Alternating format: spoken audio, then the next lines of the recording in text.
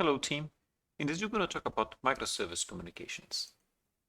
So one dimension in which we can discuss microservice communication is whether the communication is synchronous or asynchronous.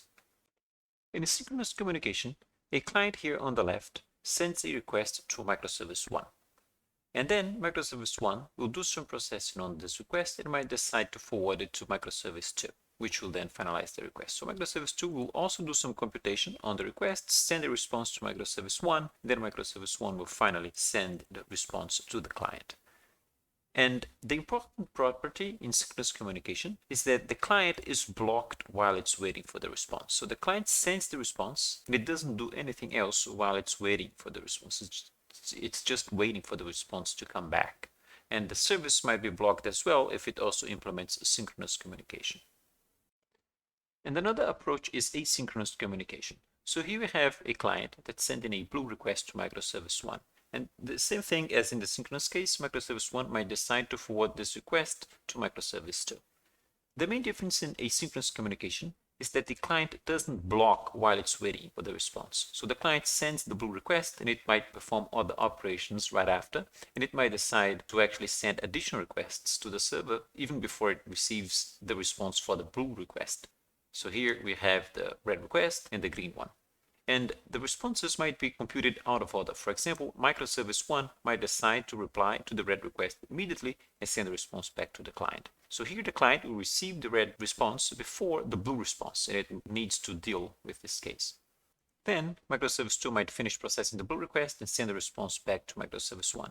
And microservice 1 might decide to forward the green request to microservice 2. And these events are happening out of order as requests and responses are processed. Here, the blue response from microservice 2 might arrive at microservice 1, and then microservice 1 might decide that it needs to do some additional processing on this response before it sends the response back to the client. So microservice 1 doesn't send the blue response to the client immediately because it needs to do some additional processing. And after some time, microservice 2 might compute the green response, send it to microservice 1, and then microservice 1 might forward the green response to the client. So the client will receive the green response before the blue one still. And finally, microservice 1 might finish processing the blue response and then send it back to the client. So the client received responses out of order. So asynchronous communication has the advantage that the client can perform other operations while it's waiting for responses. And of course, the cost we pay for this is additional complexity. But asynchronous programming frameworks handle messages arriving out of order for us, and then we usually have like a futures API that we use to handle responses when they arrive.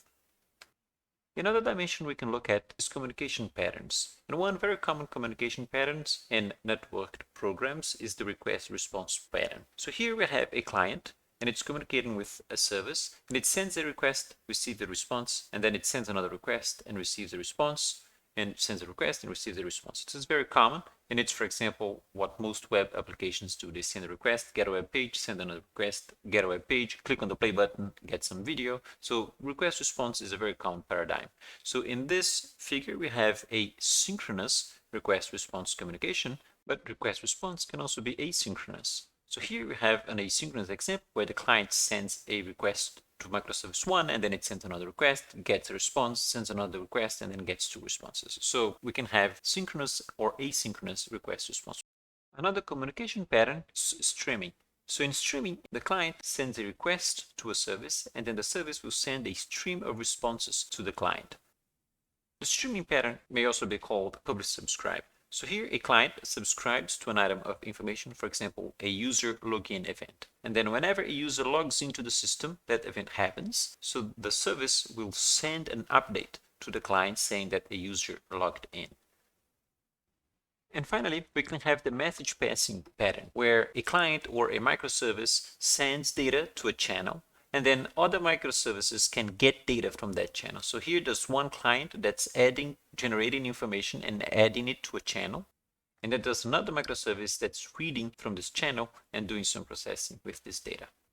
And one interesting property of message passing is that if the microservice 1 is generating more requests than microservice 2 can handle, for example, microservice 1 is generating requests faster, and then microservice 2 takes some time to process each of the data items that it takes from the channel, what we can do is we can auto-scale microservice 2, generate another instance, say to B, and then the instance to B might also read from the channel, and then both microservices 2 and 2B might be able to deal with the load that's being generated by microservice 1. There are many libraries and frameworks that help us use these different patterns. For example, the REST API is one standard that we can use to build request response interfaces, and it's usually synchronous because it runs on top of HTTP. And we can also use gRPC for many different paradigms. For example, we can do request responses synchronous and asynchronously using gRPC. We can also do streaming using gRPC, and then there are these message passing frameworks that we can use to do streaming or message passing. So we can combine these solutions when building our microservice. So we don't usually need to deal with the details of the networking when implementing our microservice. We can focus on the logic that the microservice is implementing, and we just use these frameworks and libraries to communicate with other microservices. And here I've blocked out synchronous streaming and message passing because these combinations don't make much sense. For example, the client sends a request and then starts receiving a stream of responses. It must process these responses somehow, so it can't be blocked. And same thing with message passing. A microservice sends a message to a channel and then it just keeps doing whatever it was doing before. It might send other messages to the same channel, but it doesn't wait for other services to read messages from the channel. Another decision that microservices need to take is how to encode messages and data. So messages and data, requests and responses, they are transferred over the network, so we need to encode them. Common formats include text, so we've used JSON and CSVs in the course, but we can use XML, YAML, that are different text standards that we can use to encode data. And we can also use binary formats like Python's Pickle, and we can use protobufs. So there are many different binary solutions as well. And the advantage of text-based solutions is that they are editable, so we can write them by hand if we want, and they're easily viewable, so we can open up these files or look at messages going over the network and try to understand what's going on. And the binary format, so we can't edit it easily, and it's also harder to visualize. But the advantage is that the size is usually smaller, so we use less bandwidth on the network, and it's faster to encode and decode, so it's usually much faster to operate on binary data than text data.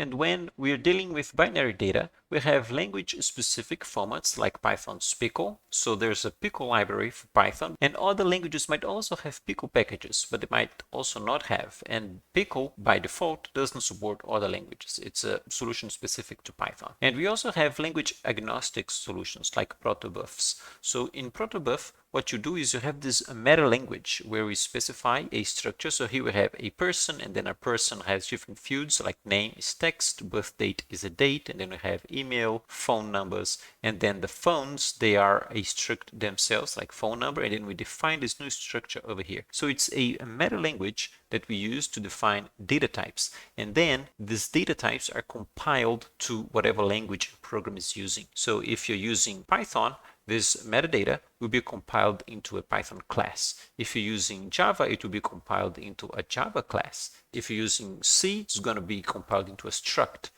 So this is a general format, and it's compiled to whatever language you're using.